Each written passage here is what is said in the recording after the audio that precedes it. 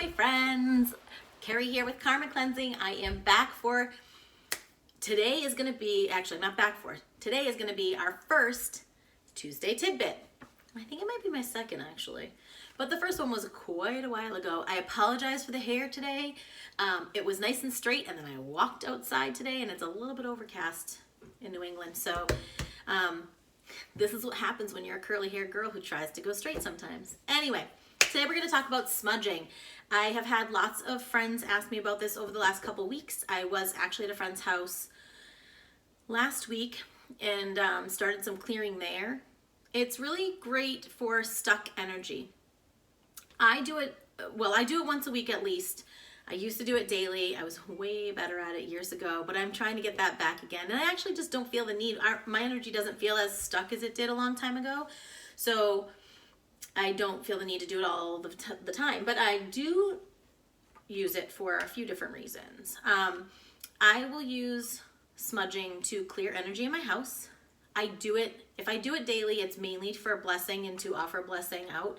And I also use it with my mediumship. So before I do a reading, I always clear the space. Even if I'm by myself with COVID times, I've been doing readings via Zoom or Google Meet or whatever, and I still clear the space. I mean, you want to get all your energy out and you want to allow spirit to come through freely. So I clear the space. After I'm done, I also clear out the space to make sure that spirit goes home and doesn't stick around with me. So, there's lots of different reasons, but mainly I tell friends to do it to clear energy. So what does that mean? Usually clearing energy is something that,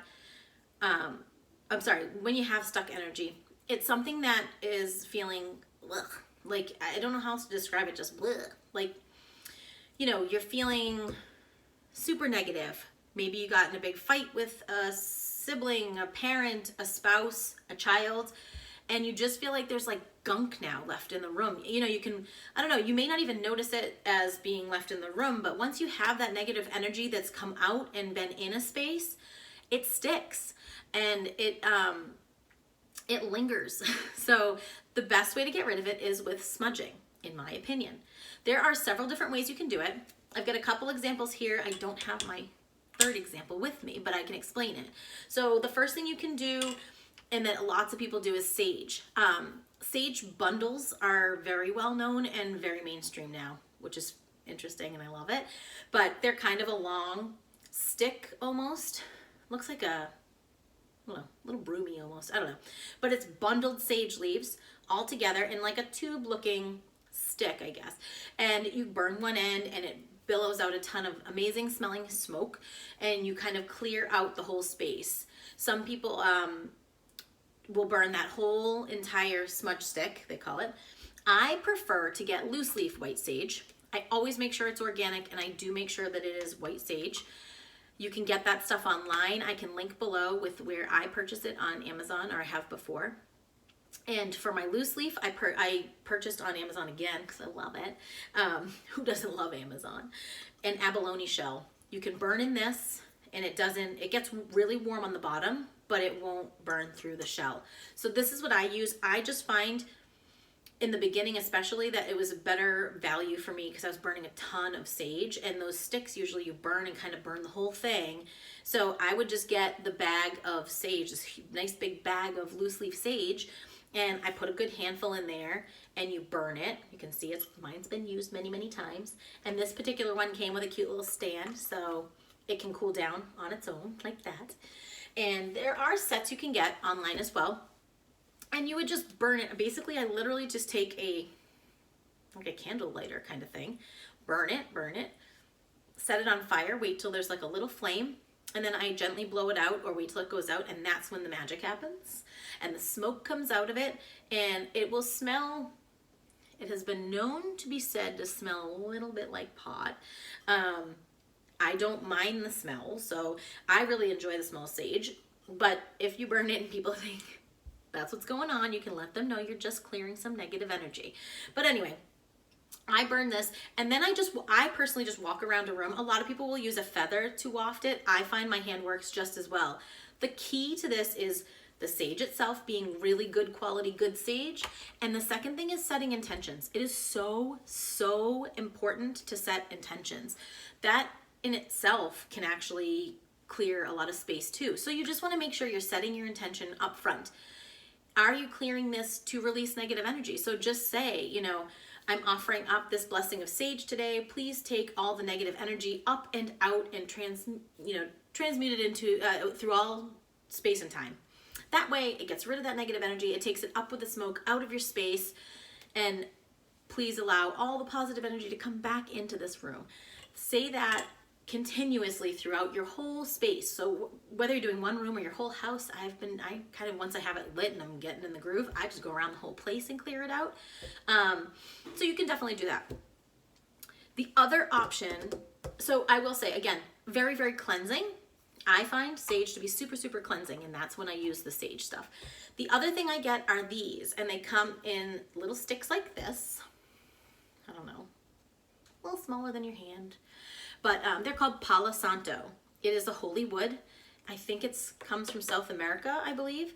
And I've read a ton of stuff on it. And basically, there's some story to saying that even bugs don't infest this wood. That's how sacred it is and how holy it is. So the smell of this, you should be able to smell right on the stick again. There's lots of fake out there because it is a holy wood, and where it is harvested, you want to make sure that it is sustainably harvested. I know, maybe that sounds silly, but it's hard to get the wood. So what they do is they wait for the tree to die. They don't just cut it down. And once the tree is dead, then they harvest it, and they take this wood and they cut it into little sticks, and then you burn it, kind of like an incense type of thing. And I, again, take the little candle lighter that I have, like a little, I don't know, candle lighter.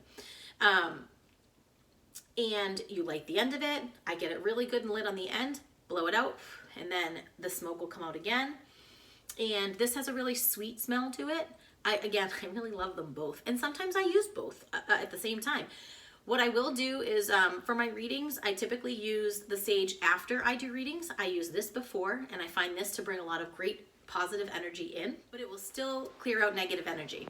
So definitely give this a try sometime. Again, can get it on Amazon. I will link it below.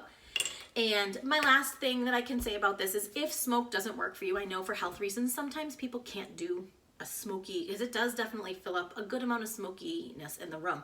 I don't mind it because it dissipates pretty quickly, but, and to me, it just feels cleansing, and I know that it's doing something good for my space. But what you could do too is use a vibrational spray.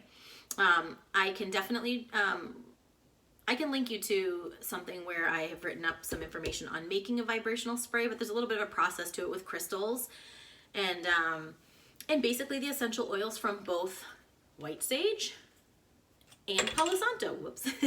And Palo Santo, that got away from me. But you kind of combine them all together. I throw crystals right in the spray bottle, shake it up, and then spray it around. Really important when you're doing this to hit all corners of the room. So you want to get all four corners, and then I do all the space in between too. And every time you hit a corner, just make sure you're saying the same type of blessing or same intention, so that you can definitely get it all up and out and clear the space. I'm not going to say one time will work. For me, I do it pretty regularly, so usually I just give it a quick once around and I'm good. But I will say, if there's some really negative energy and it's stuck, you might have to do it more than one time. So, you know, do a couple days in a row. But there's really not a huge science to it. It's really all about setting your intentions, getting the right equipment, which I will link below again for you to find. And if you have questions, please comment below. I'm happy to answer questions. I usually get back pretty quickly. If you have other things that you're curious about or you'd like to know some more information about, I would be happy to get those ideas, and I will be sharing them on Tuesdays with Carrie's Tuesday Tidbit. Thanks so much for watching. See you soon. Bye.